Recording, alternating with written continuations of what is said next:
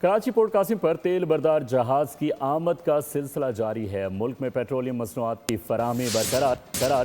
تیل بار جہاز پورٹ قاسم کے فورٹکو آئل ٹرمینل پر لنگر انداز ہو گیا۔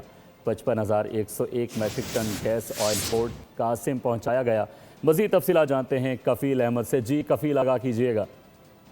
دیکھیے، آپ کو بتائیں کہ اس وقت جو مشرق وسطی میں تمام صورتحال ساتھ پورٹ قاسم پر تیل بردار جہازوں کی جو آمد کا سلسلہ ہے وہ جاری ہے، اور ملک میں پیٹرولیم مصنوعات کی فراہمی جو ہے وہ اس وقت اس کو بڑھائے جا رہے ہیں۔ اس وقت اگر ہم بات کریں جو ترجمان کے مطابق آئل ٹینکر MT-2 جو ہے وہ پورٹ قاسم کے پورٹ کو آئل ٹرمینل پہ جو ہے وہ لنگر انداز ہو چکا ہے، اور اس کے علاوہ اگر ہم بات کر لیں MT-2 کے ذریعے 55,101 میٹرک ٹن جو ہے وہ گیس آئل پورٹ قاسم جو ہے وہ پورٹ قاسم پہنچے۔ اس کے علاوہ اگر بات کر لیں صبح 9:30 پر جو ہے وہ آئل پاس کیے گئے، جبکہ کارگو ڈسچارج دے کر عمل شروع کر دیا گیا۔